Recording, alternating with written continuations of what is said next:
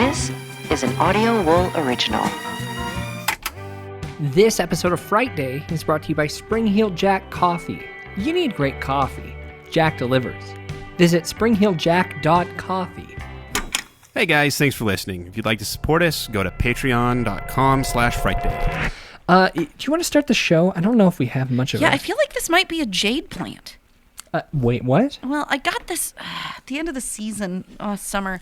Picked up all these plants off the dollar table at Karis. Okay, Karis Nursery, local establishment. Yeah, and one of them just was this like sideways growing sidewinder, amazing thing, but it never knew what it was. But my little app here is telling me that it's a jade plant. You have a plant identifying application on your phone? Yeah, so that it can tell me how I need to babysit them. What step of the home edit is this? Oh, we're so far down. I hate to confess this. This is a little bit embarrassing. I'm going to put on my shame face for a minute here. If it embarrasses you, that's significant. I bought one of the Joanna Gaines books. Oh no!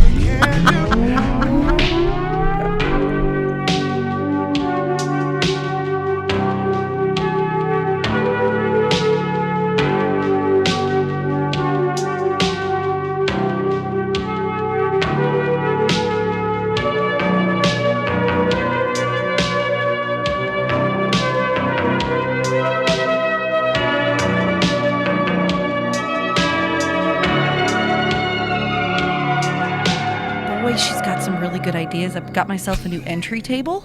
Sam does not like it. Bought a bunch of baskets. Sam does not like those either. Not a big fan of baskets. It is Fright Day. I'm your host, Byron. Being devout and disciplined doesn't necessarily heal the traumas of a regret-filled past. Sometimes desperation calls for mortification. We'll talk about that tonight as we review Rose Glass's religious hospice horror Saint Maud. And for some disturbed individuals, mercy can be misguided, a delusion, or a lie altogether. It's especially unsettling when at the hands of those who are supposed to use theirs to heal. It's Angels of Death in this week's edition of Byron Serial Corner. I'm joined tonight by Kelly. Hello. Just call me a plant mom. Okay. Hey, little buddy. Wait, are you talking to Hey, plants? buddy. Stop, please. Sam can't make it because he's at Coney Island. He is, but not the British one, just the straight up one in Eastern U.S. That was confusing because apparently that's a thing, and I didn't realize it was a thing outside the U.S. Did you realize that? I was unaware. Yeah, I was. Thechair.frightday.com. What's the chair? So, Kelly, Uh-oh. I was delaying the writing of my episode tonight, and I did something. Porqué? Oh, because I always do that. It's a horrible There's a really burden. good tech talk on why people procrastinate. I should have you listen to it. Send it to me. That would be great. I will. Folks at home who have been listening for a while know that there was a point, probably over a year ago, where I hurt my back pretty severely. Oh, it was bad. And one of the things that attributed to that was the way I sit while I edit for 8 to 14 hours at a stretch. That's not good. I have a pretty Don't do that. nice looking office chair, but bad for my body. And that got me thinking and sent me to Wayfair, where I was looking for You and I both spent a bunch of time on Wayfair this week. Yeah, but I mean, I was looking first for a big old cabinet full of children.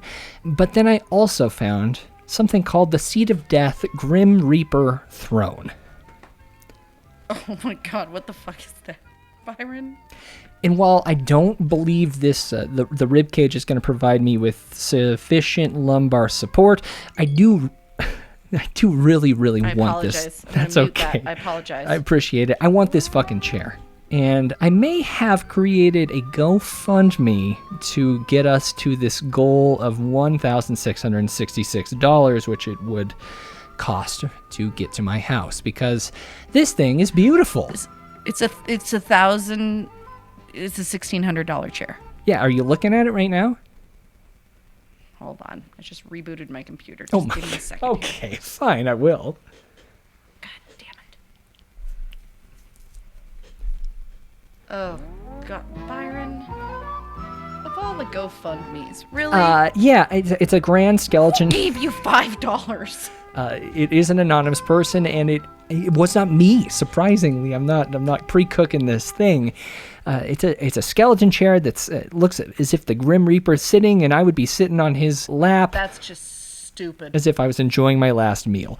It just This is seemed terrible. I mean, if you read closely in the description, I am gonna push people towards our Patreon far before I push you to help me buy this dumb chair. It's really dumb, but Jesus. Kelly, this is what happens when I'm stuck inside. Oh my God. Hell of a week to start the Frightday Running Club. You can go to runningclub.frightday.com. Going nuts with the URLs. I wish I could be running with you folks. I got people adding miles, and I'm here snowed in the negative degrees of this Montana snowstorm. It's terrible. It's really rough. I was really hoping to get out there today, but now we got 3 to 4 new inches. So It's just going to keep coming too, Byron. It's never stopping. It's like, I feel like I'm in The Shining. yeah, we're snowed in, and there is no Scatman Crothers to help us get out. Oh, no. And Shelley Duvall has left the premises. Well, I don't know. I thought that I didn't read the article. It made me feel a lot better. Yeah. When my mom sent it to me, the link popped up on my phone, and my immediate reaction was, oh shit, she killed herself. Oh, don't say that. And that was Well, I mean, when you see a story pop up about Shelley Duvall, tell me that isn't what you think was going on. The Hollywood Reporter put out a great article searching for Shelley Duvall, the reclusive icon on fleeing Hollywood and the scars of making The Shining. She brought a lot of stuff to the light, as well as, I guess, explaining her situation several years ago when she appeared on the Dr. Phil show. Yeah, and Dr. Phil's a son of a bitch. Yeah, I mean, big surprise there. You see, Kubrick maybe as well. Oh yeah, but that's, I mean, we've discussed that a We've lot. known that for a while. It sparked a lot of conversation about those early auteurs and putting young actresses through the ringer for their performances. You know, it's made me think a lot about it, because I used to enjoy that sort of Wild West approach to filmmaking, pulling performances regardless of emotional distress. But like when you look at Shelley, it certainly has caused me to think a little bit more about that. Yeah, I really hope she's doing well. Yeah. A link to that, as well as did I mention the GoFundMe? Get Byron a seat of death. Nobody give him any Grim money. Reaper throne? Literally. Go find something on GoFundMe that is like helping somebody in need. Also, can't you get a used version of that chair? That's a lot of money for a stupid ass chair. You know, when someone invests in an almost 90-pound, I believe it's carbon powdered stone or fiberglass Jesus Christ. Grim Reaper throne, they're going to keep it. They're going to hold on to it, and they're going to pass it down to their next of kin, you know? Yeah? Of course. It's an You investment. think Grace wants that? Well, Because I don't think Grace wants that. It's certainly going to be in my will. Kelly, Byron, is it time? you're making me go to the video store again? It sounds like you're not prepared, which makes me want to unlock this door even more. I know, you love doing that. It's time for staff picks. They say so much, but they never tell you if it's any good. Werewolf movie with E.T.'s mom in it. The Howling, horror, straight ahead. So you've got full permission to be lazy today, because I certainly am. I'm not even going to talk about a movie, and I'm not even going to talk much about this. What? I've been thoroughly enjoying the second season of M. Night's... Shyamalan. I just want to go on record and say that I do know how to say his name. Sure and it's you do. Shyamalan. It's Servant, season 2. Tell me a little bit about how it is, whether I should watch it. Oh, have you... I mean... I've never seen it. You know, the first season revolves around a grieving couple after the loss of their infant son. Nope, skipping it. And this season picks right back up where the last left off, and I can't talk about it without ruining season 1, but I will say that it's my favorite horror series, hands down, currently. Beautifully shot, set in this, Joanna and Chip would love this place in Philadelphia. I believe it's how you say it. Philadelphia. Did you see that during the old impeachment hearing? No, who said Philadelphia? I'll let you guess. The House manager or the defense? Oh, it was probably the defense. Most definitely the defense said Philadelphia a couple times. And we didn't do this hearing by Zoom.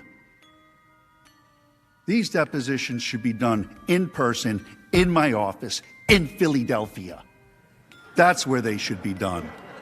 They're just not very smart people, is what I noticed. Well, the whole room erupted in laughter, but this show, That's fun. no joking matter, Lauren Ambrose, Toby Cabell, Nell Tiger Free, and Rupert freaking Grint. Hold on. Chocolate-covered Ron Weasley. So you probably, I'm going to go back for the sake of the show, dig through the episode where I talked about Servant Season 1, and I think you made that exact same joke. Rupert Grint plays Lauren Ambrose's Ron Weasley? brother. Chocolate-covered Weasley. Is Ron Weasley. okay, and you probably said that next. Weasley. Rupert Grint is amazing. I'm so happy to see him do something outside the Harry Potter universe because I don't know shit about that. Never seen the movies, never read the books. Servant is a bit supernatural. It's got some culty mystery. It's psychological. It's physical, and it's worth Apple TV alone. It's a great pairing for tonight's featured film as well. So get Apple TV Plus. I think they're just giving it away. Like, I got 6 months free, and at the end of my 6 months, I got an email that's like, you can just have it till summer. Just take it. Just take it. Nobody wants it. I don't think you anyone don't really wants get it. anything. Here's the thing: you don't really get anything with it. You still have to buy everything. That's what I don't understand. What's it's just not that good of a deal. That Mark Duplass, Jennifer Aniston show was good, and there's that Justin Timberlake movie, but I know he's in hot water after that framing Britney Spears thing that the New York Times put out on Hulu. What? Tell me, did it say that he was an asshole to her too? It pointed out that after their breakup, he may have went on radio shows talking about how he took her virginity and implying that she may have cheated on him in the music videos following their breakup. Just kind of being... Remember those? Yeah. Just, Cry Me a River, most notably. Exactly. In the music video, there's a woman from behind. See, this is why I didn't want to go skiing with him. I did watch that doc as well. Good? The whole conservator stuff. So what's the scoop? Do we need to do an episode on Britney? You know, I think that this documentary did a really great job of covering it, and I discovered that there's an entire podcast that broke the story wide open. Their entire premise was dissecting Britney Spears' Instagram posts, and then eventually things spiraled into this conspiracy theory that turned out to be pretty accurate. Okay, can you give me the cliff notes on, like, is she okay? Is she not okay? So following the birth of her second child, she started experiencing some mental health issues, which I believe, and I think this documentary does a really great job of highlighting, was due to the pressure and constant harassment by the paparazzi and the media. It's just a vicious circle at a certain point, you know, when you can't go anywhere without being assaulted by dozens of paparazzi. They're scrutinizing everything you do. There's a really eye-opening second in this documentary where Anderson Cooper's talking about it. Let's check in with Anderson Cooper. He will host AC 360 at the top of the hour. Anderson, what's up? Shocking new development in the sad story of Britney Spears. She's now out of the hospital, released today. She went straight from there to the Beverly Hills Hotel, of all places. We're going to take a look at what is going on with her and the shady people who surround her. Some incredible allegations of drug abuse and even mind control. Think the Spears story is ever going away, Anderson? You know, we haven't been following it much, but I got to tell you, it's just sad. I don't know what's going to happen with it, but I hope something resolves quickly. That's Anderson Cooper at 10. You want to say something? I was going to say it'd be less sad if we just left her alone. I mean, why don't we just leave her alone? Let her just go on with her life. Why does she continue to be a story, Anderson? Honestly, I don't know. How about we just leave her alone and let her live her life? Which Is that what started Leave Britney Alone? no, that was a YouTuber having a bit of a breakdown. But no, Chris Crocker is his name. I'm glad I just pulled that. You know, Michael Moore, for all his faults, I thought that was a really incredible moment. He was saying a lot more than anyone else was at the time. After her breakdown, her father, who wasn't very much part of her life and was pretty actively saying things like, my daughter is going to be so rich that she'll buy me a boat, is kind of his attitude What? That's gross. Yeah, he became her conservator. He was in charge of her finances and making any decisions, including the people that she talked to. He pretty much ran her life and continues to run her life to a certain degree. There's some court cases going on actively. Things have changed. She has had some success in having a bank be a co-conservator of her estate. Like, who is advocating for her in all of this? And that's something. So nobody. a small group of Free Britney activists are very loud. Literally. That's who she's relying on right now. Ugh. Well, she certainly does appreciate the efforts that they're putting forward. Which is kind, very kind of her. I do think... Where's her sister at? Jamie Lynn Spears, she refused to be interviewed for the New York Times documentary, so I don't really know what her stance is on this. But I do think that the work that the New York Times did on this little documentary on Hulu did shine a light on the situation, and I hope that it moves forward in a good direction. I mean, maybe it is something that we should cover for the show. But hey, you know what documentary I've been watching, and I'm still waiting for there to be something that was worth turning it into a full documentary? Is this your staff pick? No. Oh. I do have a staff pick. Okay, but, we'll get there. I the promise, Cecil folks. Hotel. Oh, I did watch that first episode. And it's like... it's basically giving these YouTube sleuths a lot of credit, a bunch of credit, Yeah. and it's like, no, actually, no, just flat out no. I didn't. So far, I'm pretty unenthused about it. You know, I've heard a lot of people talk like that. The first episode I thought was interesting, but I mean, you know, we covered the Cecil Hotel. I don't know how far back. Yeah, it was a ways ago, and I'm sure there's more that we could talk about with the Cecil, but this. Yeah, just no. It seems like an unnecessarily drawn out shit show is what it seems like. It's unfortunate because I believe it's the same person who did the Ted Bundy documentary series, which I loved a lot. And he went on to do that, the Zac Efron flick as well. Oh. I believe well, it's the and same I didn't know about that death metal dude that was accused of killing her, and there was like some... I didn't know anything about that. There's some, and it's bad music, and it's really bad music videos that he filmed, but the YouTube sleuths claim to have uncovered the fact that he was there and he checked out right before her murder, and he filmed a death metal music video that shows a girl that looks nothing like her but is a blonde middle-aged woman running through the woods, and then in the music video he kills her. I'm like, yeah, it's fucking death metal. What a waste! What a waste of time. That's such a pointless rabbit hole. Yeah, and it turns out that he had actually checked out a full year and 2 days before she was murdered. He was out of the country, in fact, when she was murdered. It's very annoying. Yeah. So far, I'm just really annoyed from watching it. You know, star of the show, though, I love that Cecil Hotel, the manager at the time. I thought she did. Yeah, the lady? Yeah, she was great. She's kind of like a small town Samantha from Sex and the City is how I would describe her. I like her. I think she did a pretty good job. Yeah, I mean, she clearly had the worst job ever. Oh, certainly. You know, I've been to that place. And the fact that she stuck around for that many years, you know what? Sam and I were actually digging around on a map because when we stayed in Los Angeles in 2008, we stayed somewhere downtown and we had never really paid attention to where it was. And we looked it up, and we were actually like 3.5 blocks from the Cecil. You know, I do have to come clean, though. I did discover that I wasn't there when she was stuck in the water tower. I know I've been saying that for years, but I was several years off with... oh, were you? Yeah, and it, you know, I just want to come clean. I wasn't in the hotel when Elisa Lam's body was there, but I did certainly see a dead body with the members of the band they used. Different body, though. Not the same body, but I do believe it was a body that retired police officer was talking about, because he said it was but it could have been so many different bodies. There were so many dead bodies there. But the way he described one certain one sounded a lot like one I saw, so... That's gross and depressing. Yeah, Joe Berlinger is the director of that Cecil documentary. Crime Scene, The Vanishing at the Cecil Hotel. It covers the Elisa Lam story. But yeah, he's been in it for a long time. He did Brother's Keeper, that documentary way back in 1992.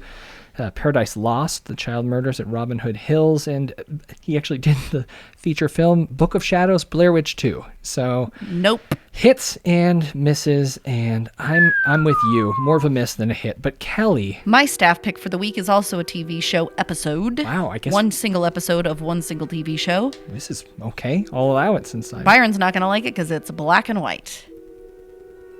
You're probably right, yeah. Aired first on November 11th, 1960. Mm-hmm. Season 2, Episode 6 of The Twilight Zone, called Eye of the Beholder. You know, there are worse things to watch. Have you actually seen this episode? No, tell me what happens in it. So this woman is undergoing a facial surgery of some sort because she's apparently hideous looking. Like 90% of the episode, we just see her under all of these bandages. And we find out that this is not the first surgery she's done. It's like the 10th or something like that. Kind of like The Weeknd did for a while before he revealed that plastic surgery face that he did. Oh, I didn't know about that. Oh, it's a long story that we don't need to talk about. But yeah, I tried to listen to a bunch of his music because people were going so batshit about the Super Bowl thing. Kind of boring. I don't know, he's fine, I guess. Yeah. Anyhow, this is like her last-ditch effort to look normal. All of the other surgeries have failed. We can't see her face. It's described throughout the episode as just horrible. Like horrible, horrible, horrible. And the doctor feels really bad for her. And the nurses, they feel really bad for her. All right, Miss Tyler. Here comes the last of it. I wish you every good luck. The doctor takes off the bandages, and we don't see the face yet, but the doctor's like, oh my God. It didn't work. Failed. Yeah. Nothing is any better. Are you going to spoil one of these famous episodes written by Rod Serling? Has everybody? No, not everybody's seen it. Okay, well then is the Shyamalan. So go watch it. And it's great. And you know, I do know this one. I love this twist. It's very much as pre-Black Mirror as they come with the Twilight Zone. Yes, love yes, this it's a great episode. example of how much Black Mirror follows in their footsteps.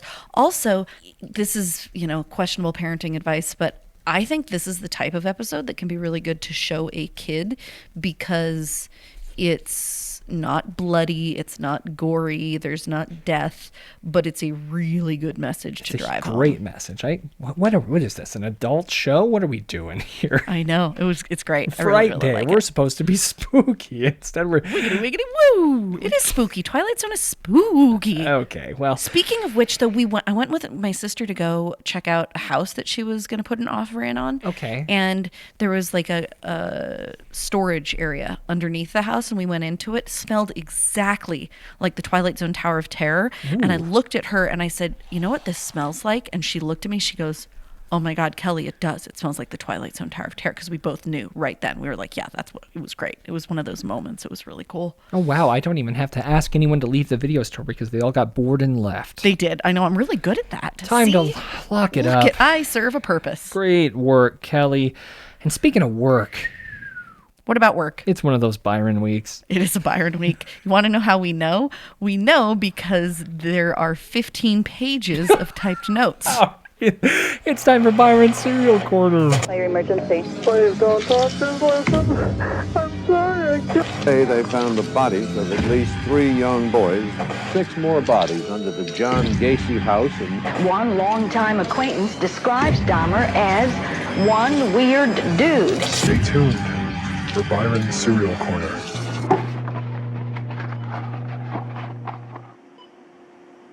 You're likely familiar with the Hippocratic Oath, right, Kelly? I am. Before we dive in, Byron, oh, great. You're pulling how up. many trigger warnings do I need? I actually think you're safe.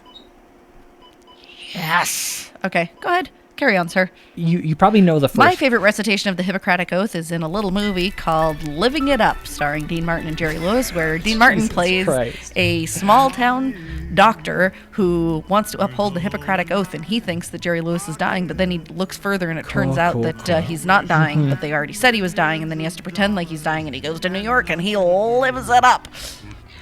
But they talk about the Hippocratic Oath, and he reads it in the beginning. You probably just know the first part. Do no harm. Priming non nocere. I don't believe I'm saying that right, but yeah, it is Latin for first, do no harm.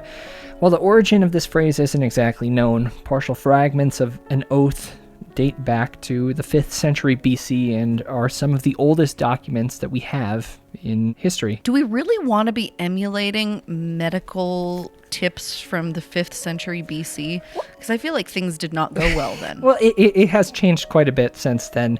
You know, in those early words, you don't really see anything about first doing no harm. The original oath required new doctors to swear by the healing gods Apollo. There we go. That's what I'm talking about. His son Asclepius, or his son Hygiea, Hygeia. I wish Sam was here. A lot of people do. and daughter Panacea. The updated, more modern version, none of that really matters. None of that really matters. The updated, more modern version that we hear recited in the U.S. today, typically some sort of variation of several things, but most likely the modern Hippocratic Oath attributed to Dr. Louis Lasagna in 1948. Lasagna? Yeah, a man whose cousin just 20 years prior started a canned pasta company, Chef Hector Boyardee? Yes, exactly. No. Of course not. That's just a... Oh, God, I was so excited for a minute. That's just a pasta dish joke, Kelly.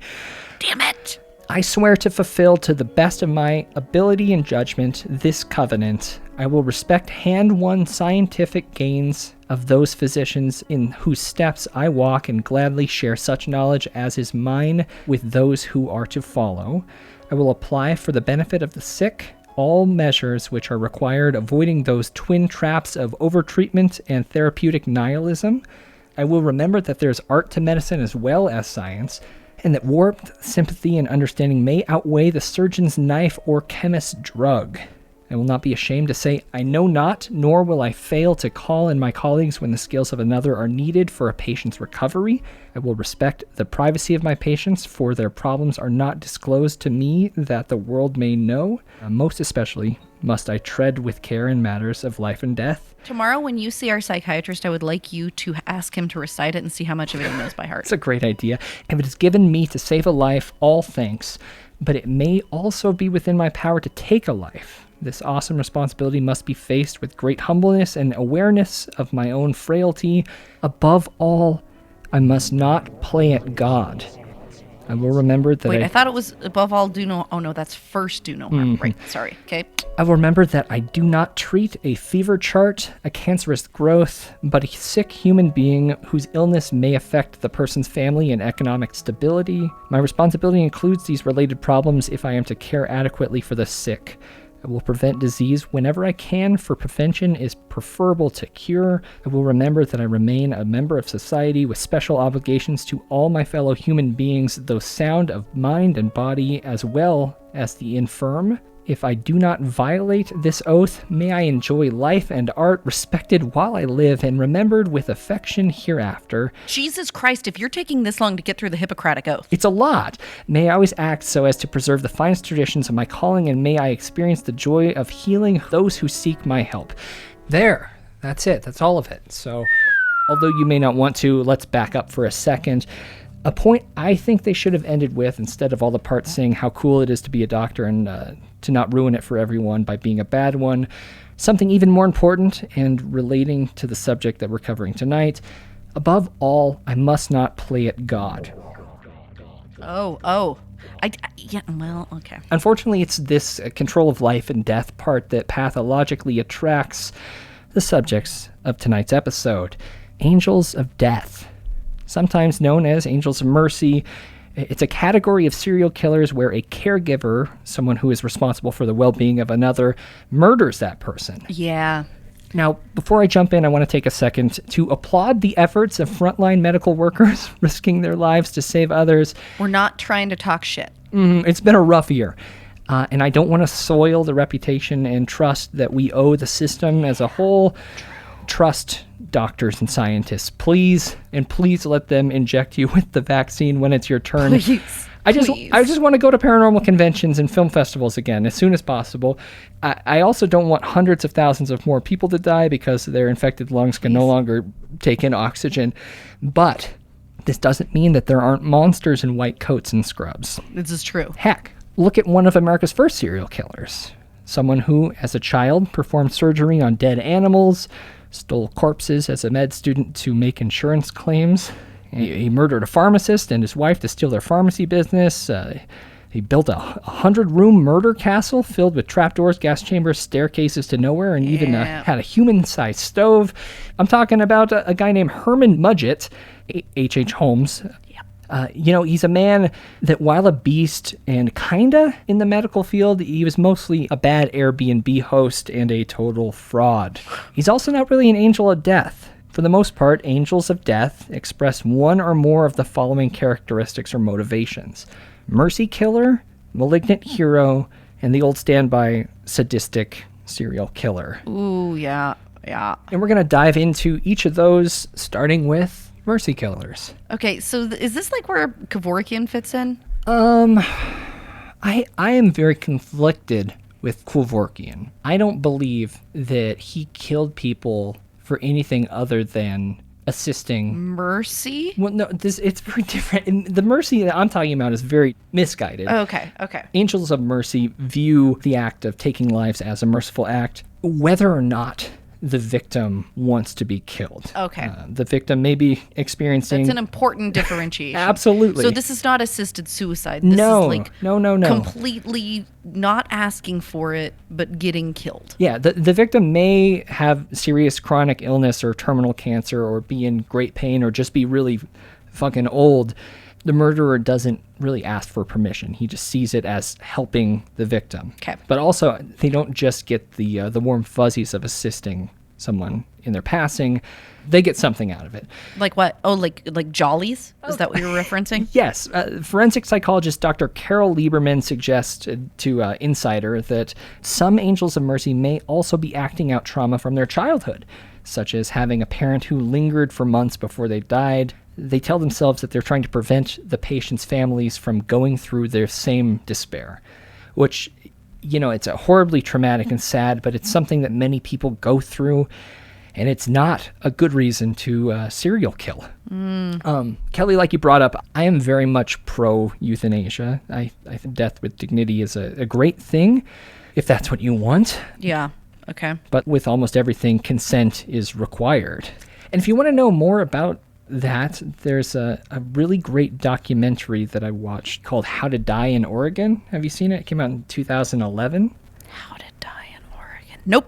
Well, it's a bit of a bummer. It's about as heavy as it is important, but if you are interested in that subject, I would recommend that documentary very much. However, it's oftentimes the elderly or very sick deaths that are overlooked when they happen. They're recorded as natural causes without suspicion. It can take a long history of death clusters surrounding specific healthcare workers before any red flags are raised at all. Well, and Byron, I would imagine that part of this is because healthcare workers, certainly some of them stay in one location for a long, long time, but you can move from place to place pretty easily. A lot like bad priests in the Catholic Church. Yeah. Exactly. Yeah. So studies of this specific phenomenon, Angels of Mercy, have given us a couple things to look out for.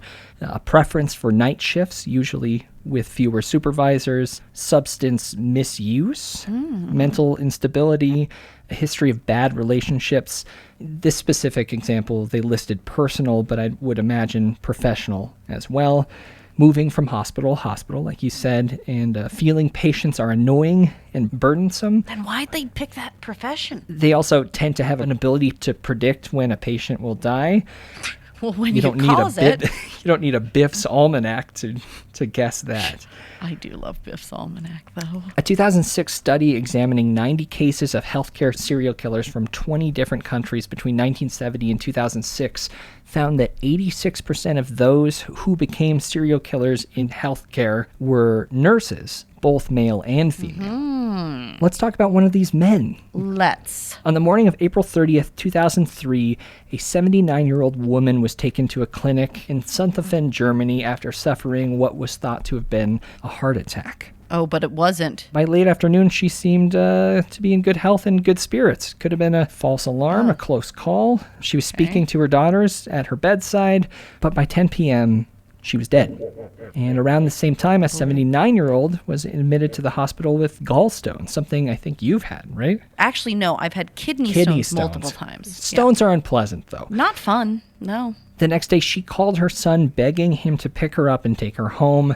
"They want to kill me," she told him. "I want to get out of here." He did not pick her up. He just assumed that she was... Oh, boy. How bad did he feel? Did he feel pretty bad? Well, I don't know. I would imagine the next day when she was dead. Probably pretty bad then. Probably pretty rough. The doctor said it was intestinal problems.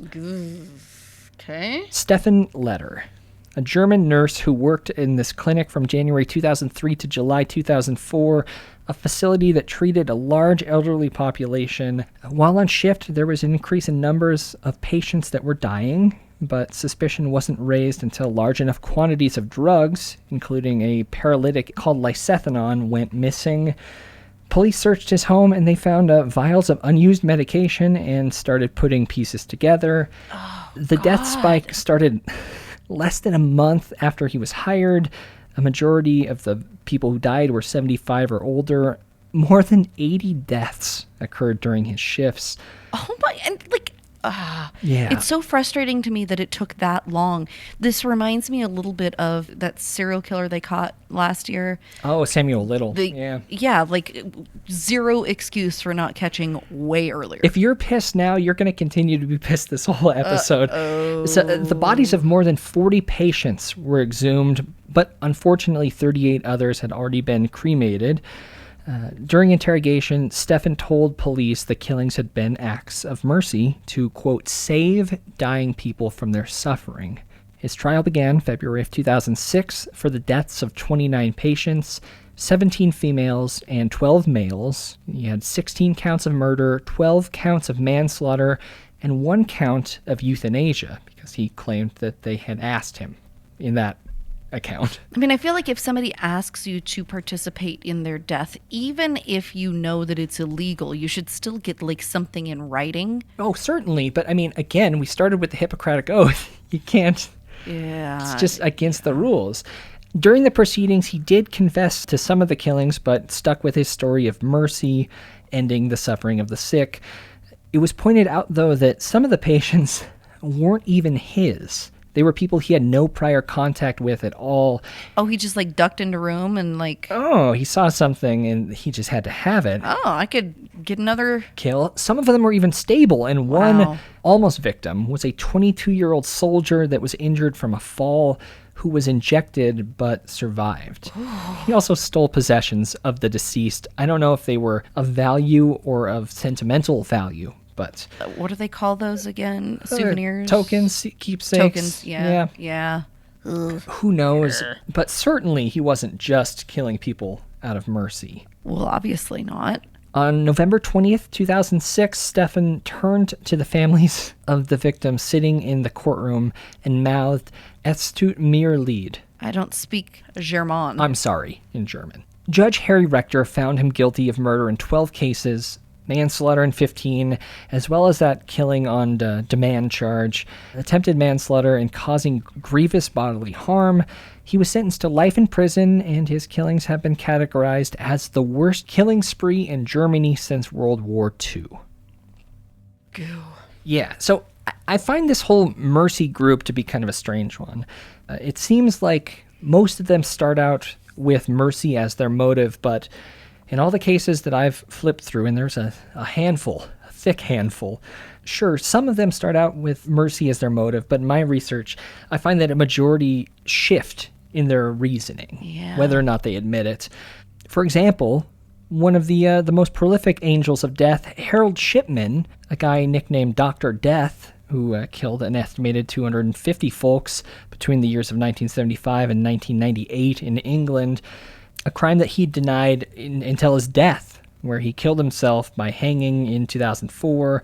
You know, you could argue that all serial killers are insane, but to truly be a mercy serial killer, I think you have to be deeply mentally ill. It's just a disconnect to assume that someone wants to be killed. Well, it's the whole God complex thing that clearly not a healthy mental space to be in. And it has nothing to do with the victims. It's entirely selfish. Yes. And also, I believe that most come to find that they like taking lives. Some even like getting them close and bringing them back. Yeah. Malignant heroes. These healthcare serial killers put their patients' lives at risk so they can save them, to feel the rush of bringing someone back from the brink of death, and to be seen as a hero by family and competent by colleagues. Since they are the ones causing the crisis, they usually know more about how to fix the problem and provide the life-saving treatment or miracle cure. In turn, they're praised and feel important, but some victims end up beyond help. Niles Hogel. When the 2 dots are above the O, is that a oo? German is not going to be my forte in providing any kind of a support to you, and I apologize I for love that you assume that the second person is German because they are. And Niels was one of these such people, nicknamed Resuscitation Rambo, due to his habit of aggressively pushing others aside during code blues. Resuscitation ring. Another German man who took the lives of over 80 patients in the mid-2000s, but he did it in a different way and for a different reason. Starting in 1999, while Niels was stationed in a cardiac surgery ICU, doctors had noticed an unusual spike in resuscitations and deaths. A staff meeting was held, and he was there, and it was determined that over 58% of the incidents were while he was working. He took 3 weeks off after this meeting, and during that time, only 2 patients in his ward died. The head... Weird. Coincidence? Yeah, totally strange there. Yeah, the head physician didn't want Niels around, and he was transferred to anesthesiology. Okay, but stop. So he didn't want him around, but how is it not within that doctor's Hippocratic oath to say, so I'm this guy concerned. is contributing to death, so I probably shouldn't just pass him to another department where he can continue killing. They can't prove I should that. probably stop it. Cannot prove that, even though statistically it does kind of make sense.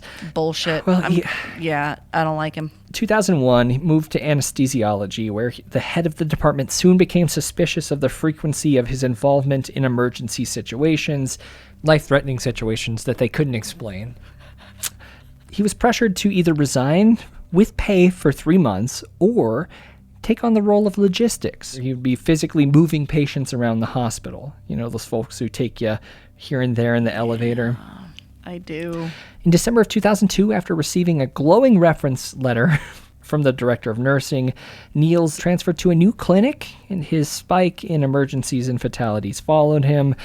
Patients were dying due to irregular heart rate or sudden drops in blood pressure, and no one knew why.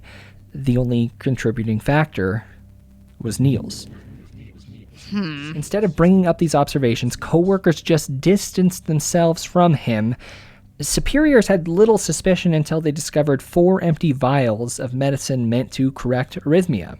On June 22nd of 2005, he was busted by a colleague rigging a patient's syringe pump to improperly administer Ajmaline, which I don't know what that one is. I feel like I know a lot of medicines, and that one's totally foreign to me. Could just be completely mispronounced, but it's the same arrhythmia medicine that was found empty initially. Okay.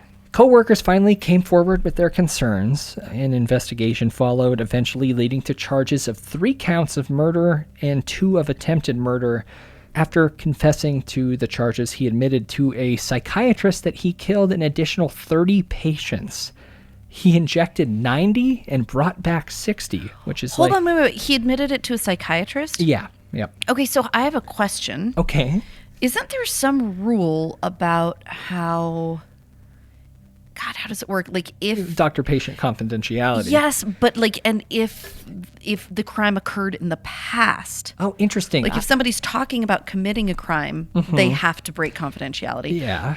But I feel like with psychiatrists, there's a weird line there. I always thought if it had to do with the safety of yourself or others, I guess, once someone's deceased, the threat is no longer relevant, but this is also in Germany, so who knows? Yeah. But back to his average here. He injected 90 and brought back 60, which is like a 6.6 repeating % success rate for resuscitation, which is pretty good, I guess. On February 29th of 2015, he was sentenced to life in prison. After his capture, police launched a major investigation and identified around 200 suspicious deaths at locations where he worked during the years he was active. 101 of the remains were cremated. However, 134 bodies in Germany, Poland, and Turkey across 67 cemeteries were exhumed and autopsied. Many were far too decomposed to detect traces of medication, but in January of 2018, prosecutors charged him with the murder of 97 additional patients, as well as announcing their intention to file charges against other hospital staff who failed to act. which I think is probably good. Yeah, I was going to say back to that original doctor. So yeah, okay, good. Day 1 of the new proceedings, he admitted to killing 43 of the victims, but couldn't recall the rest. And on the last day of his trial, he asked the families of his victims for forgiveness for his, quote, horrible acts, saying, "I would like to sincerely apologize for everything I did to you over the course of years." I mean, it's a really blanket, lame-ass apology. Also, yeah, asking for forgiveness at that point seems very rude. A little bit of good news, though. After his life sentence was solidified, the 2 clinics he worked at announced they would compensate victims' families, as well as announcing that they developed a process that they called qualified necropsy, which would involve bringing in a second coroner after death to prevent criminal action being disguised as natural death. Which is you wouldn't think that'd be necessary. Yeah, that's an unfortunate expenditure of any medical funds, but okay. Yeah, and there's a couple additional characteristics that are unique to this subset of serial killers. Obviously, being seen in a patient's room shortly before deterioration. Right. These people like to talk about death or display odd behavior related to death, like curiosity. So they're morbid. Yeah. Okay. Those morbid people are sometimes given strange, macabre nicknames like Rescue Rambo, or Resuscitation Rambo, pardon me. They give inconsistent statements when incidents occur, express general dishonesty without reason, attention-seeking behavior. Sometimes they deter colleagues from checking in on a patient. And similar to other serial killers, they hang around the scene of the crime, listening in on the immediate death investigation for detail. Great. Similar to Neil's, though, was Kristen Heather Gilbert, who was working at the Veterans Affairs Medical Center in Northampton, Massachusetts. She would induce cardiac arrest in patients by injecting their IV bags with massive amounts of epinephrine. You know, that thing that Dr. Green and Dr. Carter are always yelling about in the hit TV show ER? Yes, and I have had... Well, I'm sure you're very familiar. I've had to have a lot of epinephrine shot into me over the years. An EpiPen. It's also... no, I don't have one, but I always have to go to the ER when I need one. You don't have one on hand? You're severely allergic to peanuts. I'm really allergic. I know, it's bad. All right. They just go bad really fast. They do, and they're expensive. They're like $600, $700, $800. I could have stole one when I was an EMT. Yeah, because of that one fucking asshole. Remember that asshole? Yeah, of course I do. Expensive for everyone. Was Martin Scarelli involved with EpiPens? Yeah, he made them way expensive. Oh, wow. Unnecessarily expensive. Kristen, she would call cold blue and then resuscitate the patients herself, or at least she would try to. Although other nurses noticed the increase in deaths on her watch, they shrugged it off. Stop shrugging, people. Do not shrug if you have suspicions that one of your colleagues is murdering people, all right? They even gave her the nickname Angel of Death. Okay, well, on the nose. When the investigation into this spike of deaths started heating up, in an act of desperation, she even once called in a bomb threat in the hopes of derailing it. It would later come out and try... Wait, what? Yeah, I don't... She thought that like a temporary bomb threat they would just be like, yeah, we were working on this before that bomb threat got called in. We just don't need to worry about it anymore. It's fine. We'll move on. We only had the day to do this, but... What the fuck? How stupid are these people, too? She's a bit of a dumbass. It would later come out in trial that she once abandoned a patient undergoing cardiac arrest to check on other patients. And she took a nurse with her so that this person who was dying actively... Why did the nurse go with her? I don't think she was aware of the situation. Oh my God. She forced an untrained colleague to defibrillate a patient, refusing to do it herself. Years before working at the VA in Massachusetts, she purposefully scalded a mentally handicapped child with hot bath water. I guess that's probably... Okay, yep. I think that was a Kelly one. I probably should have... No, that's okay, because now... Tell me where she is now. Is she dead? Well, was she tortured? Was she murdered? I guess we'll get there. What was the worst thing that happened to her? Tell me all the terrible things. I need to feel better. Tell me what happened to her. Although she would have only 4 confirmed victims in the end, it's possible that she... I don't care. ...was responsible for 350 deaths. Tell me what happened. Why do I not have it? What happened to her in here? She died, right? Tell me she died. Please tell me she died. Please tell me she died. Or that she's like living in misery somewhere. That would be okay too. Oh, I mean, she was sentenced to 4 consecutive life terms without the possibility of parole, plus 20 years, and is currently incarcerated. But it turns out she had another weird reason for her mayhem. Okay. Love. Scoozy? Kristen had began an affair with one of the hospital's security police, this guy named James Perrault. Every time there was an emergency, he was called up to help, and they would flirt. One patient... Are you serious? Dead serious. Well, sorry about that. One patient was actually killed so she could leave early for a date. Okay, so 4 consecutive life sentences? Do we plus have 20 any years. testimonials to, like, misery that she suffered in prison? Currently incarcerated, I don't know. I mean, and her husband left her after all this. God, I want it to be bad. I don't know what to tell you. So she has kind of created a bridge for us between malignant heroes and straight up sadistic killers. Sadistic killers do it for no reason other than control and power. They derive pleasure from being the one who decides who lives and who dies. That sounded like Christopher Walken for a second. I'm sorry. It's all right. Don't worry about it. Preying on the vulnerable and playing God. And one of the greatest examples of this is a woman that Kelly actually suggested, most likely just because of her name. I can't imagine it's due to what she did. Uh-oh. What did I do? On March 31st, 1854, in Boston, Massachusetts, Honora Kelly was born. Oh. She was the youngest of 4 girls in a poor Irish immigrant family. And this is going to sound like the backstory of an 80s slasher, but it is supposedly true. Her mother, Bridget, died of tuberculosis when she was 1. Her father, Peter, was a tailor who lost his mind and was even said to have sewn his eyelids shut. No. The town gave him the nickname Kelly the Crack, like crackpot. This broken man attempted to raise the girls on his own, but he couldn't cut it. With sewn shut eyelids? Well, or without? I don't know when in his story he sewed his eyelids shut, or if he was able to remove the thread. But in 1863, he dropped off 2 of his daughters, Delia and Honora, to an orphanage called the Boston Female Asylum, which sounds awful, but I don't believe it was. And it was probably for the best, as he was thought to be actively abusing his daughters. He was a horrible alcoholic. They were soon placed with new families, seemingly respectable, but the damage was done. Delia, like her father, became an alcoholic and was also a sex worker.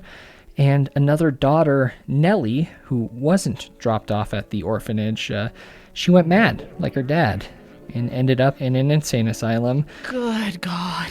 In November of 1862, Honora was placed as an indentured servant in the home of a woman named Mrs. Anne C. Toppin. She actually had to lie and say she was Italian due to the stigma that came along with being Irish at the time. She also said that her parents died at sea. God. Wow. I found a weird fact on the New England Historical Society page where I sourced some of this information. Apparently she did well in school and had many friends, but got unattractively fat, they said. Oh, that's excellent. Yeah. It's also at this formative time that she started displaying sociopathic tendencies, lies like her father sailed around the world, her sister married... Sounds a little bit like Pippi Longstocking. Her sister married an English nobleman. Her brother was decorated at Gettysburg by Abraham Lincoln. At 18, she graduated high school and was freed from her indenture and was given $50, but remained at the house as a general servant.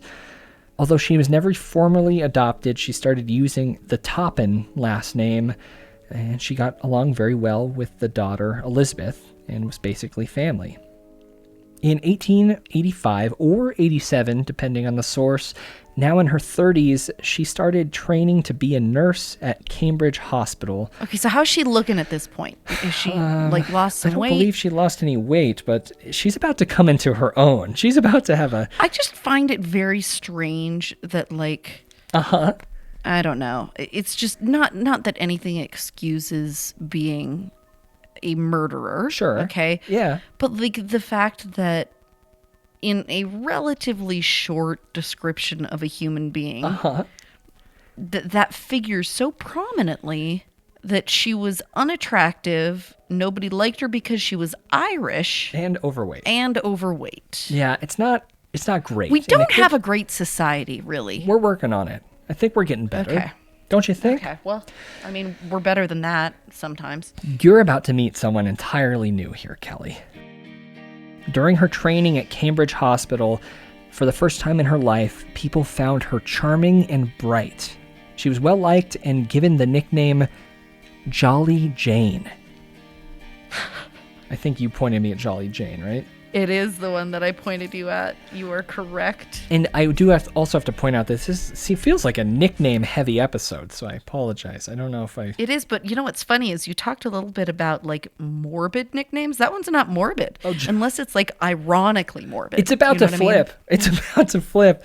Okay. I don't really know when she became Jane, but we have met Jolly Jane. At least for a minute. Jolly Jane may have been that way on the outside, but it didn't last long when the lies came back. She loved hot goss, Kelly. She was a little bit of a busybody? I would say so, and she celebrated the dismissal of students that she didn't like, which is not a nice trait. What a biznatch. She lied that the Tsar of Russia offered her a nursing job, and she started stealing a little bit. Not like a lot, not like big things. Did she say she was Anastasia, too? Quite possibly. Other students eventually found her socially repulsive. And like her father, turns out she was a bit of a crack herself. Hospital administration grew concerned with her obsession over autopsies. Oh, boy. But what was going on behind their backs was, I would say, more concerning. Jane had started experimenting on elderly and severely sick patients, injecting them with different amounts of morphine and atropine. Oh, great. Just to see what it would do to their nervous systems. She was permitted considerable time alone with the patients, making up fake charts and medicating them to drift in and out of consciousness. It's just something she loved to do. One patient, named Amelia, she had an operation in 1887. Afterward, she said that Jane gave her a dose of bitter medicine and she blacked out. When she started coming to, she noticed that Jane had climbed into bed with her and was kissing all over her face. But then something startled her and she stopped. The next morning, this patient decided that it all must have just been a dream. Until years later when she discovered that, we'll get there. This wasn't, however, an uncommon occurrence. It happened often to many patients. She made a habit of when they were close to death, she would crawl into bed and hold the victims, sometimes fondling them. God! Yeah. Oh, she found I'm sorry. She found these intimate moments sexually exciting. Though she definitely poisoned multiple patients at the Cambridge Hospital, she did not ever admit to killing any of them. Jane moved up in the nursing world, despite her curious, macabre fascinations and petty thefts, when recommended for the respected Massachusetts General Hospital in 1889. There, again, moving up with recommendation, she claimed several more victims before being fired the following year. Maybe because of her strange attitude, or because she would give opiates to pretty much anyone who asked. She briefly returned to... That made her probably very popular at the time, I would imagine. Well, when you have a shit attitude and you're physically unattractive... And Irish. Don't forget Irish. All right. She briefly returned to Cambridge, but was soon fired for doing that again, administering opiates recklessly. And it was time for a career change. She moved into the private sector, becoming a nurse outside of the hospital, and she killed it, despite complaints, again, of small thefts. Free from the eyes of those meddling medical professionals, Jane was unleashed, experimenting on patients as she pleased. She more freely killed the elderly as well as the rich, who she was recommended due to her willingness to hook them up with opiates. Even people she had personal grievances with, like her landlords, a couple she would later describe as feeble and fussy, old and cranky. She then, and this was really weird, killed her foster sister, Elizabeth, the girl that she grew up with. Interesting. And is it any more detail as to, like, was there an event that precipitated that? Or? I don't know. Well, yes. So one evening in 1899, Elizabeth invited Jane to stay at her old home for the weekend. The matriarch had died. Elizabeth had now taken over the estate. And they had a picnic on a beach of corned beef, taffy, and mineral water. And this mineral water, which Jane brought, was laced with strychnine. Oh, that'll do. Later she said, quote, "I held her in my arms and watched with delight as she gasped her life out." With Elizabeth dead, she moved into her home and attempted to woo Elizabeth's widower. I think that might have been the reason. But he wasn't interested. Thinking she could change his mind, she did what she did all the time. She poisoned him. 'Cause why not? Well, it's a bit of a Sleepless in Seattle. Maybe if in helping him recover, he would fall for her, which when he became well enough, he kicked her out. She poisoned her new landlords, a guy named Melvin and Eliza. Man, she just, if at first you don't succeed. Melvin and Eliza Beadle in early 1901, but only enough to make them ill. She then poisoned a housekeeper named Mary Sullivan to make her appear drunk so she could steal her job. Later that year, Jane moved in with the elderly Alden Davis and his family. Okay. She was there to take care of him after the death of his wife, who was a woman named Maddie, who she had also killed prior. Within weeks, she killed Alden, his sister Edna, and two of his daughters, Minnie and either Genevieve or Geraldine, according to a different source. I like both of those names, though. They need to make a comeback. I do like both of those names. I was just, they actually are pretty popular in the last 5 or 6 years. So one of the daughters, Minnie Gibbs' father-in-law, suspected the sudden deaths of an entire family who were seemingly healthy. Oh, really? So he's a regular sleuth, is what you're telling me. I actually believe he was either a police officer or an investigator of some sort on his own. But yeah, he had a feeling it was foul play. And he consulted a toxicologist and got a judge to order Minnie's body exhumed. A lot of exhumed bodies in this episode, like hundreds of them. Isn't it pretty hard to exhume a body? I believe these days it requires quite a bit, a lot of legal rigmarole. But in this case, investigation revealed that she died of morphine and atropine poisoning. Local authorities at this point assigned a police detail on Jane to watch her. And October 26, 1901, Jane was arrested for the murder of Minnie Gibbs. On November 1st, 1901, there was an edition of a rag called The Sun, and it read, "If all the suspicions involving the operations of Jane Toppin could be substantiated in the opinion of men acquainted with the investigations, the succession of murders will cover a wider range and be more astounding than any series of crimes perpetuated by one person in many years." She confessed to her attorney that she did kill 31 people, but later said that it may have been as many as 100. I can't really remember. It was 31 or maybe it was 100. You know, things get out of hand. In a confession printed in the New York Journal, she claimed her murderous ways were sparked by her being dumped when she was a 16-year-old girl. Jane's love interest at the time, an office worker, gave her a promise ring engraved and then found out she was Irish. Yeah, I mean, who knows? He moved and fell in love with another woman, that's for sure. And she said, quote, "If I had been a married woman, I probably would have not killed all those people. I would have had my husband, my children, and my home to take up my mind. My guess... To kill them instead. I'm certain that she would have killed her husband, at least. What in the hell? In the end, though, Kelly, Jane was found not guilty. Hold on. How? Well, she was insane. And she was committed for the rest of her life to Taunton State Hospital. Better than nothing, I suppose. Did she stay there the rest of her life? Oh, certainly. Yeah, she never left. Okay, so she didn't get out and, murder somebody. No. And although Jolly Jane was an angel of death that also killed for more personal and sexual reasons, that's less common. Most folks keep it inside the medical facility walls, like an 18-year-old orderly named Anders Hansen in Sweden who poisoned at least 42 elderly patients with detergents in the 1970s. Okay, so first of all, I like that we're getting a little more current because I want to know somebody that we can hear where they are today. I also am curious about the choice of detergents. Are detergents that deadly? The two that they were using in 1970 certainly were, because he ended up killing 27 of those 42 patients that he poisoned. And then we got a guy known as the Death Keeper of Lucerne, Roger Andermatt, a Swiss mister who, when he wasn't working as a dance instructor and a DJ, going by the name R-O-G, R-O-G, Raj. R-O-G. He killed at least 22 people in a nursing home. Arfinn Nesset, a Norwegian nurse and nursing home manager, he was convicted of killing 22 patients, although he possibly killed up to 138 by injecting them with muscle relaxers.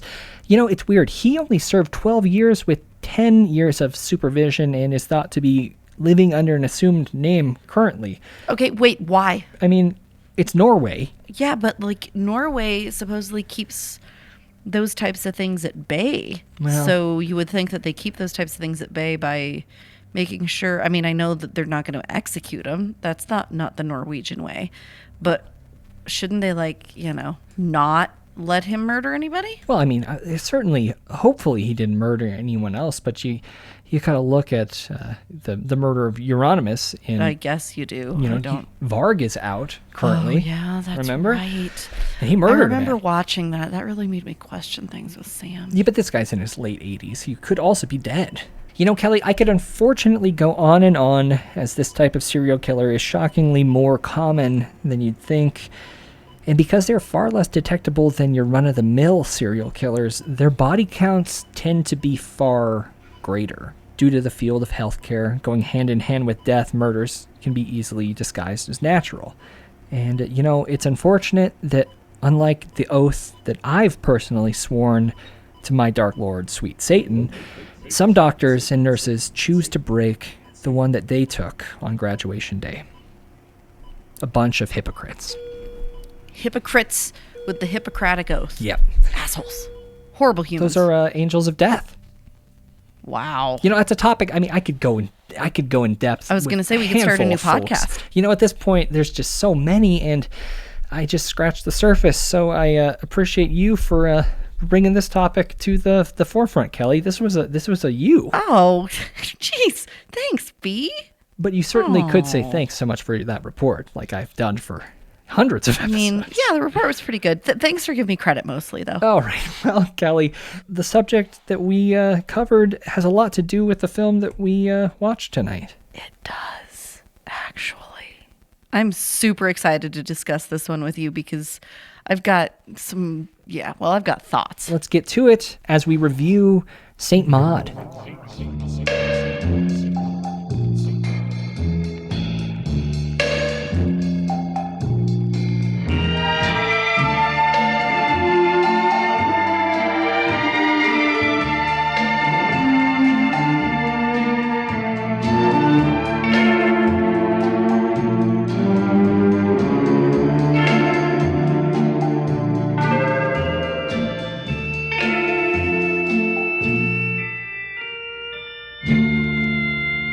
We hope you're enjoying your visit here this evening. Now, on with the show.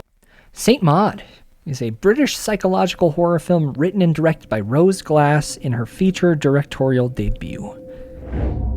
Maud is a reclusive young nurse whose impressionable demeanor causes her to pursue a pious path of Christian devotion after an obscure trauma. Now charged with the hospice care of Amanda, a retired dancer ravished by cancer, Maud's fervent faith quickly inspires an obsessive conviction that she must save her ward's soul from eternal damnation, whatever the cost. This young woman, Rose Glass, much like a lot of filmmakers, got her start filming Harry Potter spoofs as a child and fake nature mockumentaries about aliens. Interested in film at a young age, she studied film and video at London College of Communications, where she directed her first proper shorts. Way back in 2010, something called Moths, 2011, Stormhouse, 2013, The Stricken Strand, 2014, Room 55, a pretty well-regarded short that I have not seen. I was going to ask if you'd seen it. Okay. But around the same time, she got the idea for Saint Maud and started working on that. she did another short for something called A Moment of Horror, which her segment was called Bath Time. So it's some sort of why can't I remember the word? Am I stroking?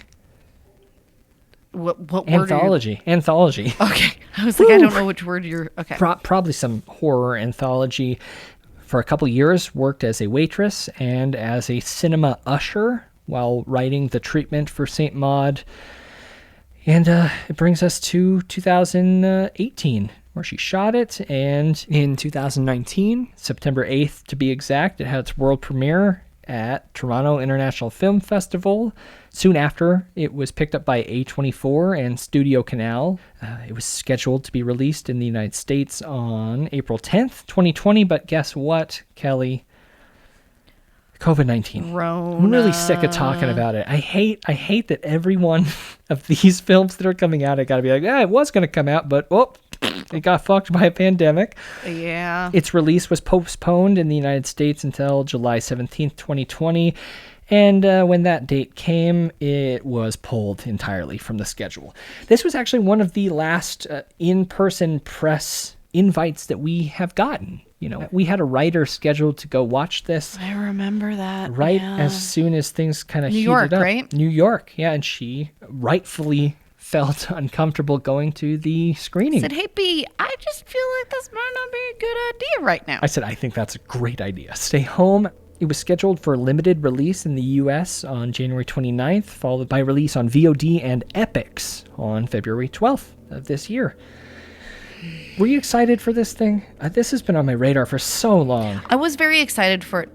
Yeah, it's super hyped up, right? Like, sure. Yes. Unfortunately, it's one of those that we've heard so much about and we've waited so long for that I feel like that really puts a lot of movies at a disadvantage going in. I do. That said, it has that A24 tag attached to it that always gets me. Yeah. People expect a lot out of A24 movies these days. In a weird way, it's almost... I mean, don't get me wrong. Getting signed to do a movie with A24 is like a dream come true, I'm sure, for most directors. Yeah. But there is some stress and baggage that comes with it in terms of, hey, you got to perform, and people expect a pretty specific thing at this point from A24. Sure. And if you don't deliver that, even if it's a good movie, but it's a different kind of good movie, you're kind of thrown to the wolves. Well, good thing they delivered it, right, Kelly? Well, I think they delivered a very... Oh, no. A24 movie. Okay. And I think it was good. And honestly, here's the problem I have, Byron, is my beef with it. I don't know if my beef with it is a spoiler. Well, I'll let you know. In fact, I think it probably is. Because my beef with it is, I feel like there's nothing wrong with having an unreliable narrator. Sure. And it's certainly what we get from the beginning, because there's this... The mod character is speaking in voiceover throughout a lot of this film. But as soon as there's third-person vantage point that is showing something supernatural happening, I feel like it's a really shitty trick to make it all in her head. You're saying that when we're shown something that we believe she's seeing that is supernatural, then... No, she can't see herself floating. When we've got a third-person view of her floating, I'm like, so something's really going on. Certainly, it would not be an A24 film if someone wasn't floating at some point in this film. I'm sure they did that in reshoots.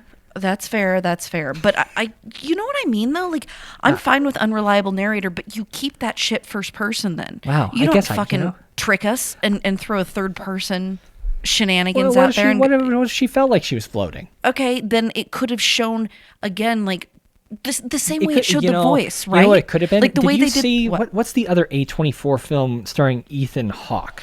First Reformed. Did you see that? Oh, no, I didn't see it. A great little film, but it ends with a very similar scene where we are witnessing something from his perspective that is slightly altered. And I think that was probably, I wish you would have seen this because you would agree with me 100%. It's exactly what you're saying. It's so different. Like, okay, what the voice thing? Yeah. That was okay because we didn't see anything, right? Like, clearly she was seeing something. Or hearing something. But we didn't see it. like there wasn't a third person viewpoint. We were still, you know what I mean? Yeah, I do. All of the other things in the movie. Kelly, you been to film school? Sounds like you've been to film school. I took an intro to film class my freshman year at the University of Montana. I got a C- on a paper about the film adaptation, and I fucking quit. I quit college after that. I was like, really? Straw that broke the camel's back. This is horseshit. I was so angry. I'm sorry about that. Yeah, it's okay. But yeah, I thought it was a good movie, and I thought the pacing was cool, the cinematography was gorgeous, the acting was phenomenal. Well, yeah, let's talk about those actors. We got Morford. But I just got a bad taste in my mouth. I get it. We'll get there. Yeah, don't even try and pronounce her name because it's fucking Welsh, and Welsh makes no sense, and I can say that because I'm Welsh. Are you Welsh? I feel like you, in the progression of this show, have said you're everything, just about. I know, I have said I'm everything, but the only two things that I have like more than a sliver of are Romani, Gypsy, and Welsh. Okay. So she playing Maud, you have seen her if you've seen the film The Falling or Crawl, where she played Beth, or Pride and Prejudice in Zombies, which I have not seen. Nope. And nope. Maud, I love her. I think she is attractive, not in like a physical sense, but like she draws your eye as a character. And I think that the actress killed it, and the character, I read an interview the director did in the AV Club where she mentions that Maud is kind of an anti-hero, very similar to Travis Bickle in Taxi Driver, and that for some reason really connected with me.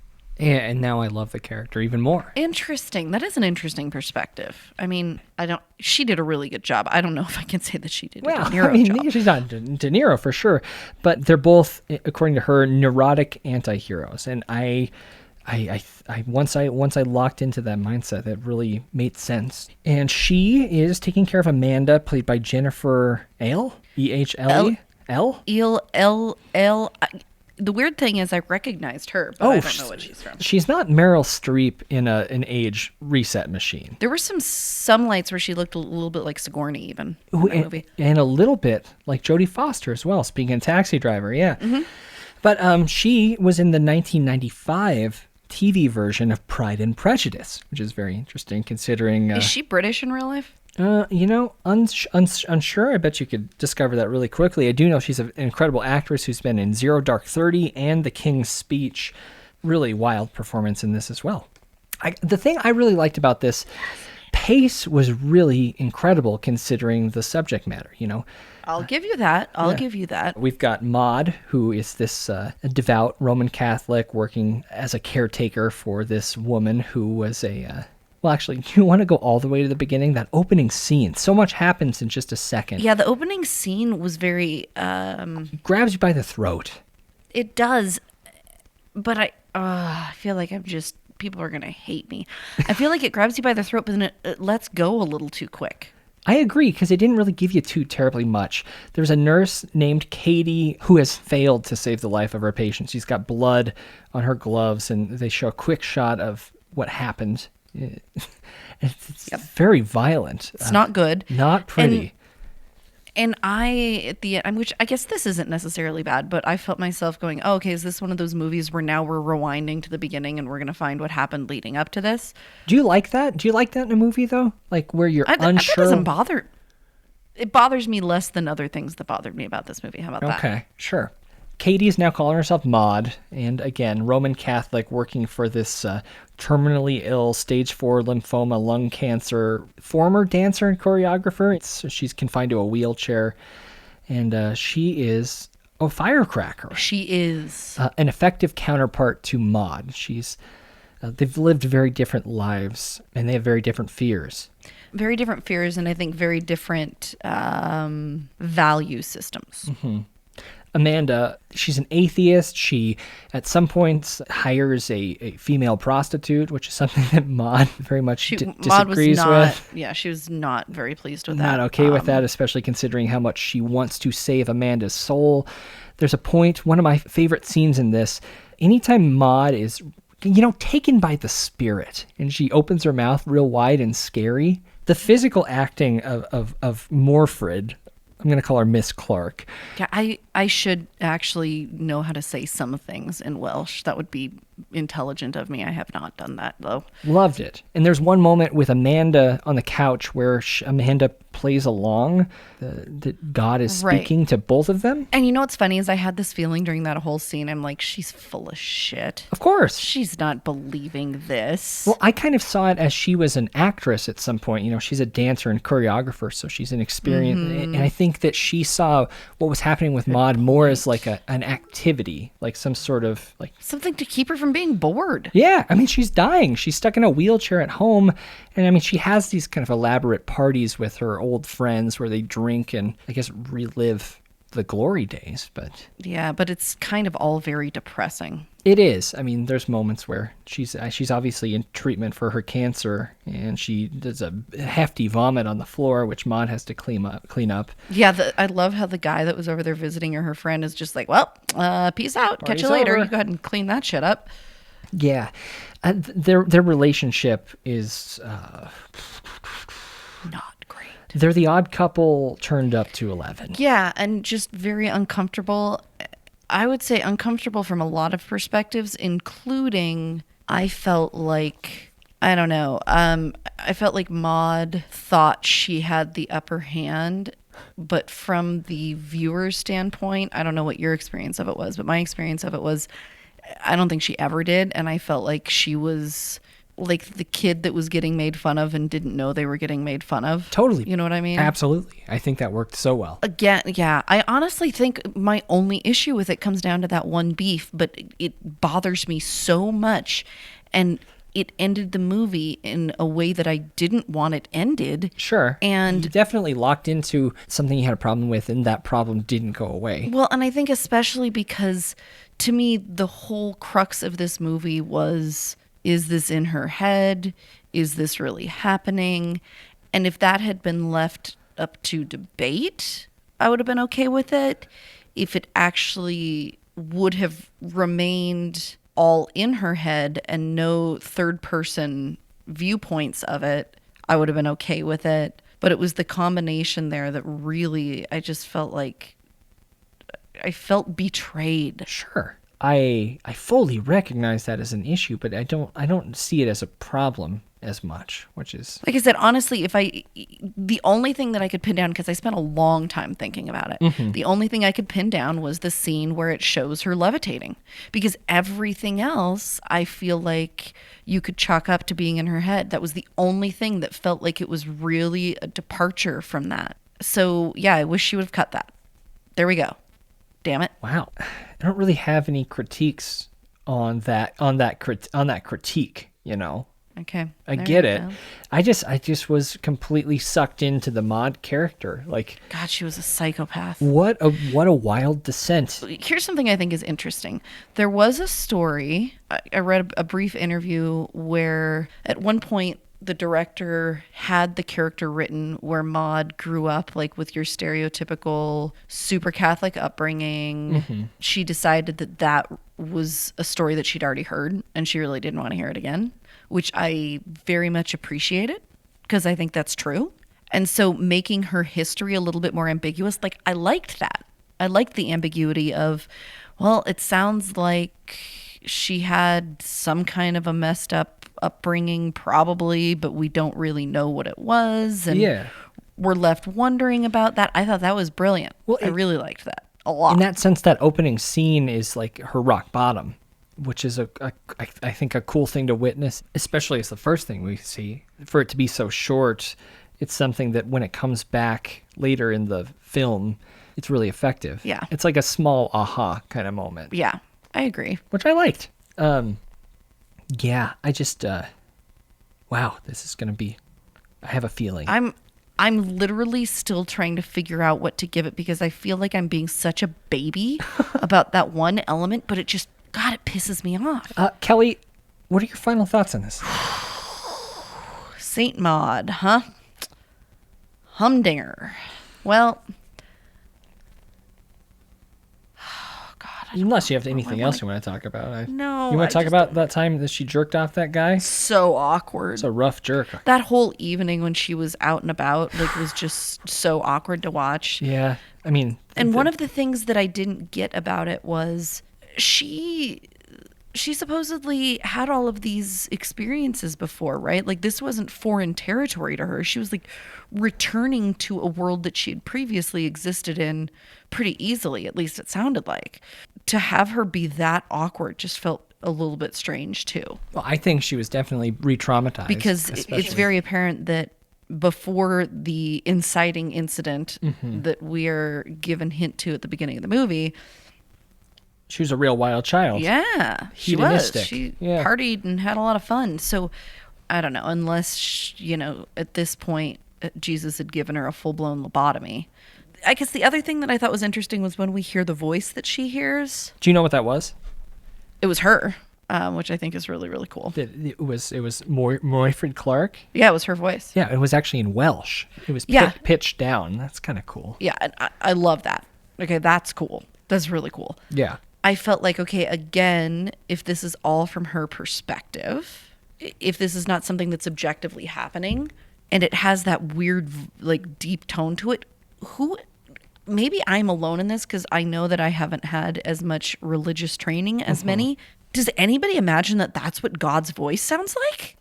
Like, in Kevin Smith films, it's Alanis Morissette. So, yeah. Right. Fair enough. So what I'm going to do is I'm going to skip to my final thoughts real quick while you think about it. Okay. Religious horror always works for me, and it's because it's almost the same as working with an antagonist, or in the case of Saint Maud, an anti-hero who isn't entirely in reality.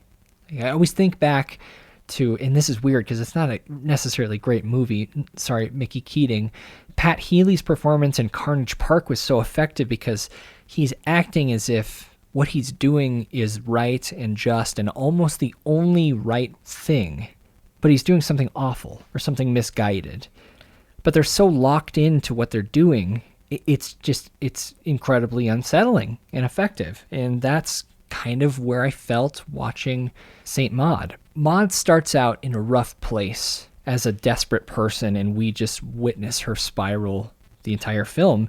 It's incredibly paced. I've never been so intrigued by like a dull religious nurse and a terminally ill patient bound to a wheelchair.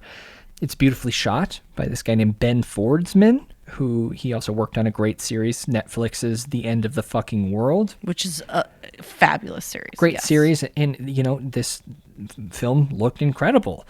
And Kelly, it had someone floating midair. So it's an A24.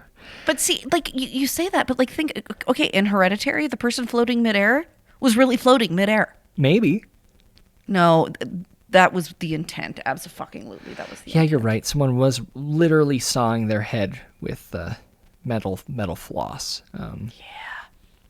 I don't care. I give Saint Maud 8.7 thumbtacks. Is that what those were in her shoe? Or nails. They felt long for thumbtacks, but I wasn't really clear what they were. All right. Real customized Converse, though. I believe they were Keds. Kelly, what you got? Oh, you don't say. Okay, so I'm going to give this movie 2 scores. No, don't do that. No, I have to because it's not fair. Okay. It's not fair. I'm sorry. Because I thought this movie was really, really good, but like feeling betrayed at the end of a movie made me very angry. All right. The score that I give Saint Maud as seen by me is like a 6.9. But sure. So what's a bad score for you? I'm confused. It wasn't bad. I just think so. Okay, I need to be very clear about this. Were it not for that huge issue that I have, this would have been like the best movie I've seen in a long time.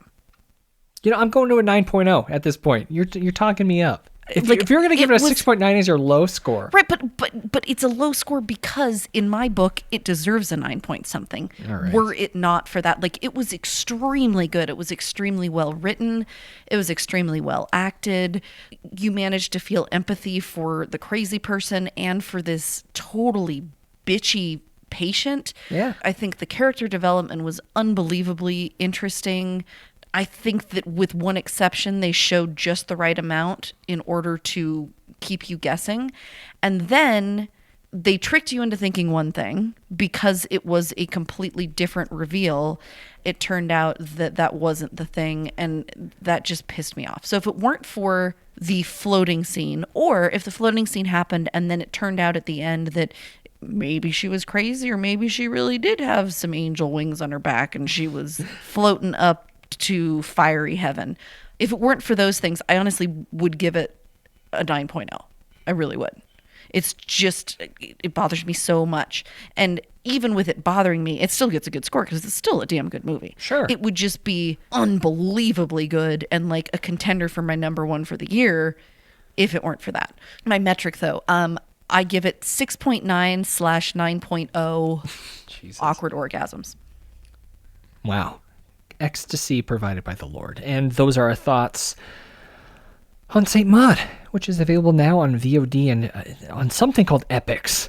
I know I've heard the name. That's how I had to watch it. I tried to pay for it on Amazon, and it wouldn't let me. Wow. Well, I had to get a stupid free trial of Epix. And I'm like, what the fuck? I want to give this woman my money. I would like to buy this movie. What score do you give Epix? Tell me about it. A 0. 0. Wow. I don't know. I'm canceling it. I'm not looking at anything else. I don't want to have to pay for that. And those are our thoughts on St. Maud, which, available on VOD. Once you've watched it, let us know what you thought on one of our social media accounts at Frightday on Twitter and Instagram. Leave a comment below this episode in the show notes at frightday.com or send us an email, contact@frightday.com. As always, though, my favorite place is on the internet, next to thechair.frightday.com, of course. Let's have a full discussion in our Facebook group, facebook.com/group/Frightday, or in the Discord server, discord.frightday.com. Kelly. Yeah. I feel like Byron's brain really wants me to go to D.C. on March 4th to... No, you're not going to D.C. To check out the real inauguration of the president. I think I'm a right-wing extremist and you're not journalist. even allowed to say that. You're not even allowed to say that because some people listening to this will think that you're serious. Absolutely right. That's irresponsible. Oh, God. If you like our show and want to help us make it even better, grab something spooky at shop.frightday.com. It's freezing cold outside. You need a coat. You need a Nessie pullover. You could buy several t-shirts and stack them on your body for warmth. You could also burn them. Who knows? It's not too terribly expensive considering how long cotton could burn. Okay, that's just terrible. Don't burn them. They're great clothes. Yeah, don't burn them, I guess, unless you're desperate. Someday we'll sell food buckets like Alex Jones, and we'll survival gear. I mean, who knows? Sam could design some sort of flip knife, probably spring assisted, probably illegal. But I was gonna say, I feel like if it has a spring, then we can't sell it. Currently for sale, legal things: t-shirts, sweatshirts, pins, patches, things that glow in the dark. Shop.frightday.com. And we may be fueled by Spring Heel Jack coffee, but it's the members of the Frightday Society who keep us on the straight and narrow. When you join the Frightday Society at patreon.com/Frightday or cult.frightday.com, if you're feeling nasty, you can sign up to receive another episode each week, a little program called Behind the Screams. Last week, we got Normie. We talked about all the things that were non-genre that we've been doing lately, and then it just kind of devolves into us talking genre things in true crime. And this week, I'm going to talk about some horrific medical experiences. Ooh, that's going to be a blast. If you want that and so much more, you got bonus episodes of Captain Kelly's Cryptids and Conspiracies, Byron's Serial Corner, The Writer's Room, Toast to Toast PM with Wine Kelly, Cinema Autopsy. Members also get early access to new products as well as members-only items. There's a handful of them. I will say, one of them's I don't know. I don't want to spoil it. I'm going to beep that out. We've got a couple new members, and I didn't write initiations, Kelly, so I hope these are good ones, because these are good folks who have signed up at patreon.com/Frightday. Hold on. You're making me like... I'm pressuring you to create a good initiation for Crystal B. All right, Crystal B, I need 500 words from you on why... It's too many. Make it fun. No, 500 words is like... Make it fun. One page, single-spaced. I say... Okay, fine. I need one page from you, whatever spacing you want. No, Crystal B. Crystal B, about why my problems with St. Maud shouldn't bother me. Or... Talk me out of being bothered by it. I need you to go into any healthcare facility with 2 masks, and ask aggressively if anyone is an active mercy killer, please. Confirm that they aren't. Okay, no, I don't do that. Do mine. You know, you could write Mine will or not you could put you in do. harm's way. And then we've got a new member of our inner circle. I'd like to welcome Theodora G. Theodora, great to have you. Can you, off the record, can you tell me where she's from? I cannot tell you where anyone's from. I need to know where Theodora's from because I like to give You region ask. specific. No, you ask. You do like that. You like to ask me if it's possible. And I told you every single time. I'm not going to tell you where these people live. It's not okay. Well, you're very difficult. I guess. Theodora, call a home nurse, and I need you to badger them and lie about a condition that you don't have. No, don't. God! It's for investigation purposes. No, that's not investigating anything. She That could is a save terrible hundreds idea. of lives. Theodora, don't listen to Byron. He's not. I want you to find a local legend in whatever area you live. Heard this before. One that I haven't talked about on the podcast. Great. It has to be a new one.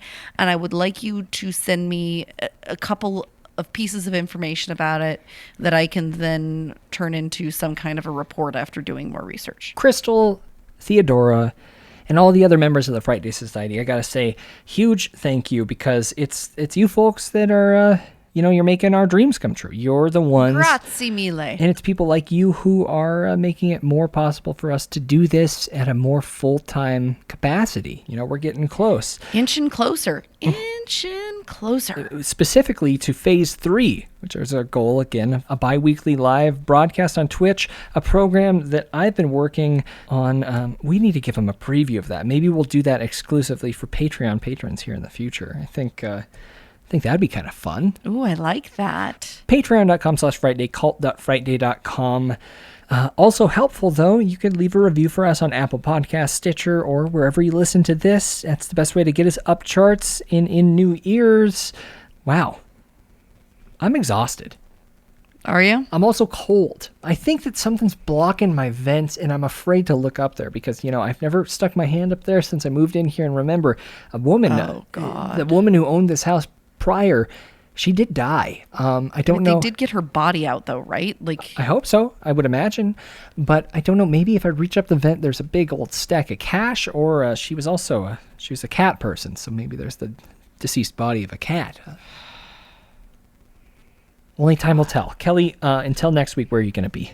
Well, time shouldn't tell. You should be checking that immediately after the episode. No, absolutely no way will I be reaching up to find out what's blocking the warm air from coming into my office. I mean, it's like below 0 outside right now, so I really think you probably should I just need to leave the office. I just need to be done. Can I just go? I want to lay in my bed with my dog Oliver. Hi, Ollie. Yeah, he's sleeping on the couch. Oh, he's so cute. I will be on Twitter at Kelly Frightday, or you can email me, kelly@frightday.com.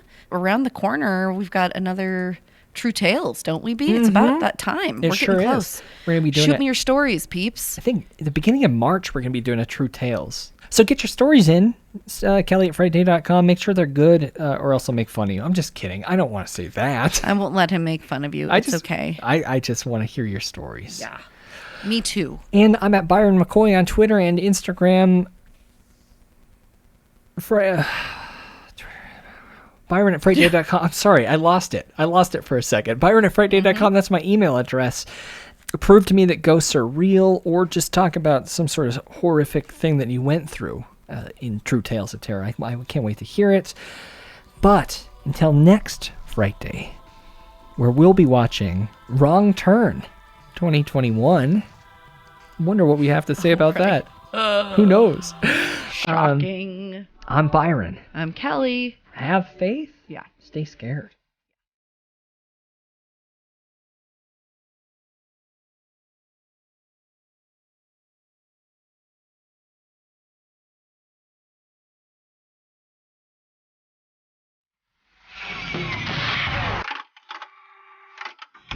You've been listening to an Audio Wool original, produced by Byron McKoy, theme music provided by Cemeteries. For more programs like this, visit audiowool.co.